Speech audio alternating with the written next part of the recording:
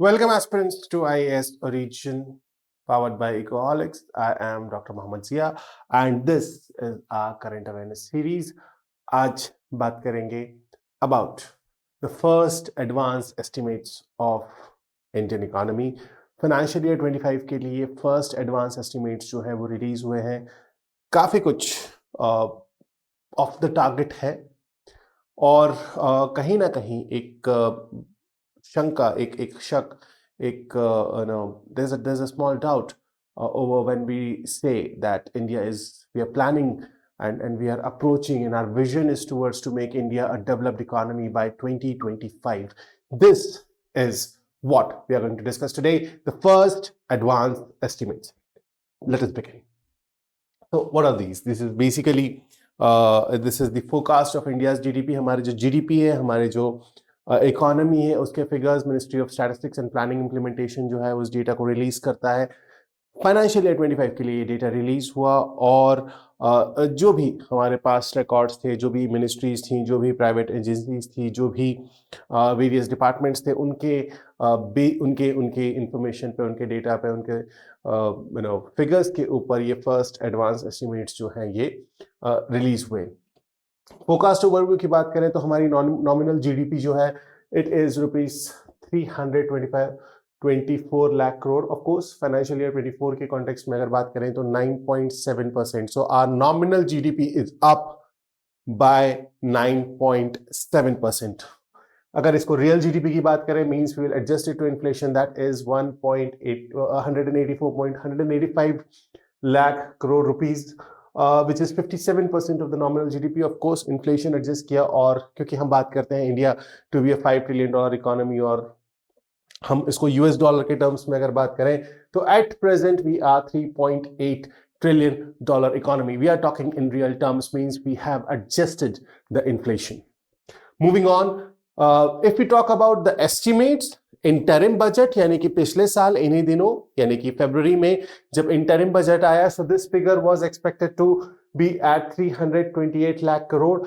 जुलाई में जब ये फुल बजट आया after the elections, so this figure was estimated to be at 326 lakh crore.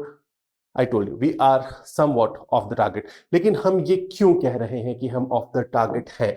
The reason being, if we talk about the real GDP compound annual growth rate 20 to 25 के बीच, यानी कि financial year 20 से लेके financial year 25 के बीच, it was just 4.8%. लेकिन अगर historic growth rate की बात करें, specially after liberalisation, special post 1991 reforms, this has been 7% annually. यानी कि 1991 से लेके आप कह सकते हैं कि 20 तक जो average compound annual growth rate रही है, इट इज समवेयर अराउंड 7%. लेकिन पिछले 5 सालों में it is less then 5%. Of course इसमें कोविड का पीरियड इंक्लूडेड है. लेकिन अगर नॉमिनल जीडीपी की बात करें 2003 से लेकर 2019 तक, 2003 to 2019, it is 13.5% annual growth जो इस पीरियड में थी. लेकिन 20 से लेके 25 की बात करें तो it is less than 10%. Even here also we saw that it is 9.7%. So historical figures की अगर हम बात करें तो उस एवरेज से हमारा फिगर इस पॉइंट पे कम है. अगर बात करें की कंपोनेंट्स की, so the very fundamental and the basic formula to calculate GDP is the aggregate demand, where we do that in the format of C plus E plus I plus X minus M. यानी कि हम compound हम calculate करते हैं consumption expenditure को, government expenditure को, investment expenditure को और नेट एक्सपोर्ट्स को. प्राइवेट फाइनल कंजम्पशन की अगर हम बात करें, कंजम्पशन एक्सपेंडिचर की बात करें तो it is somewhere around 60% of the GDP. Government final consumption expenditure की बात करें तो it is 10% of the GDP. Gross fixed capital formation, which is very important and a very key factor in this, is 30% of GDP. But if you talk about net exports, हमेशा से हमने देखा है कि net export are putting a negative impact on our GDP.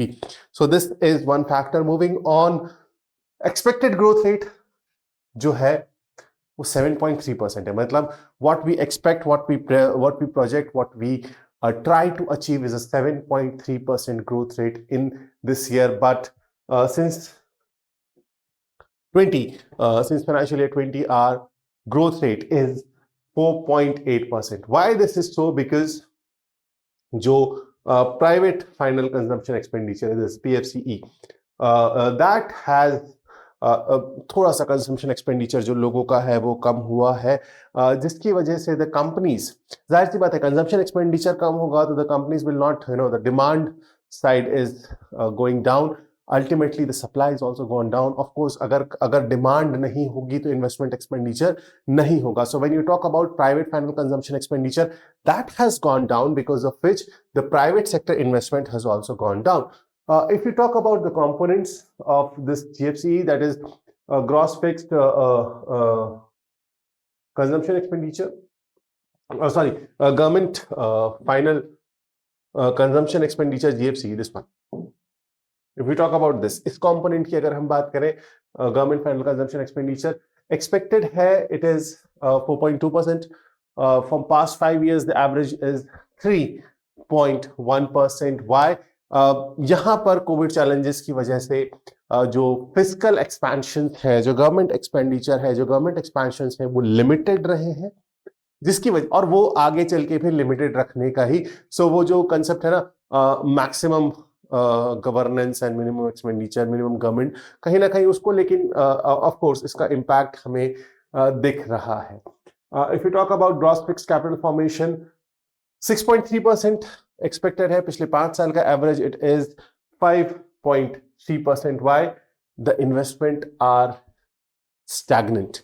Why the investment are stagnant? Because we have to accept this, that in past 5 years the domestic demand is declining. अगर domestic demand कम होगी so consumption जो है, जो और खास तौर पे ये क्यों हो रहा है, क्योंकि जो प्राइवेट कंजम्पशन है, जो प्राइवेट डिमांड है वो नीचे आई है। मूविंग ऑन, कंपोनेंट एनालिसिस की बात करें, नेट एक्सपोर्ट्स, ऑफ कोर्स हमारे यहाँ हमेशा से नेट एक्सपोर्ट्स जो है वो नेगेटिव साइड में रहे हैं। Net export has always been on the negative side. No doubt एक इंप्रूवमेंट हमको FY25 में दिखता है, दैट जो गैप है वो कम हुआ है, मींस जो इंपोर्ट एक्सपोर्ट का जो नेगेटिव गैप है वो कम हुआ है, which is a good sign, which is a positive sign, but still this is a challenge. So net exports जो है वो हमारे नेगेटिव है, that is a challenge in this context. Historical context की अगर हम बात करें तो हम क्यों ऐसा हो रहा है, तो बेस इफेक्ट का हमें वो दिख रहा है, the high post covid growth is due to low GDP basis.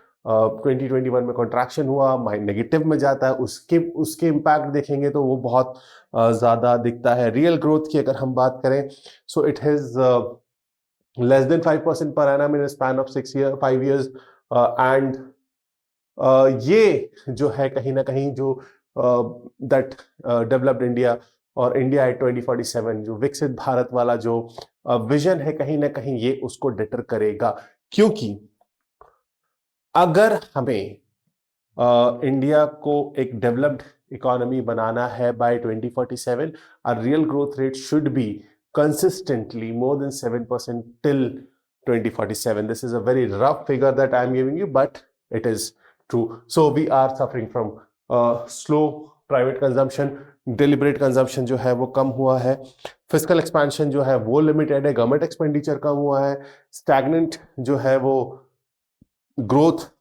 Investment जो है, जो प्राइवेट इन्वेस्टमेंट है। सो हम जो एग्रीगेट डिमांड एक्सपेंडिचर मेथड से जो हम जीडीपी कैलकुलेट करते हैं, that is C + I + G + X - M, that is the net exports. तो C भी नीचे है, I भी नीचे है, G भी नीचे है, और ऑफ कोर्स जो आपका नेट एक्सपोर्ट है वो तो नेगेटिव चल ही रहा है। So this are the major reasons how we are, what are the policy implication. हमें किस चीज की जरूरत है? सबसे पहले जरूरत है प्राइवेट कंजम्पशन को। So we not only have to work on the continuously, you cannot go on the supply side. You cannot go with the classical economists saying that supply will create its own demand. No, sir. You have to work on the demand side as well. So what we need to do, we need to work on stimulating private consumption. At the same time, we need enhancing government fiscal जो expansion है, जो government का fiscal expansion है, उसकी जरूरत है, उस intervention की जरूरत है। प्राइवेट और पब्लिक दोनों इन्वेस्टमेंट्स की जरूरत है अगर हमें डिमांड साइड को बूस्ट करना है। एट द सेम टाइम जो एक्सपोर्ट कॉम्पिटिटिवनेस है, एट द सेम टाइम जो एक्सपोर्ट कॉम्पिटिटिवनेस है उसको भी बढ़ाने की जरूरत है. When you talk about the long term goal, we need to achieve a sustainable growth. We cannot go for a too much fluctuating growth figures in next roughly 25 years. Where in 2025, 2047, we are even 22 years. So next 2 decades, we cannot go for a fluctuating growth.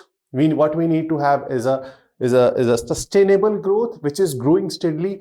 एक rough estimate मैंने आपको दे दिया कि 7% per annum के rate से हमें बढ़ाने की जरूरत है, इकोनॉमी को ग्रो करने की जरूरत है, अगर if we want to achieve this target of India a developed economy in 2047. Next, what are the key takeaways from all this is we required strategic focus. We have to boost the long-term economic growth, and that is how we are going to achieve India's growth and make India a developed economy by 2047. So that is it from my end in this video. अगर अभी तक आपने channel को subscribe नहीं किया, do subscribe the channel because that one click is a huge support and motivation for all of us to make such videos. We'll keep on bringing such videos to you. Till then, all of you have a great time. Stay safe, stay healthy, take a good care of yourself. Thank you so much.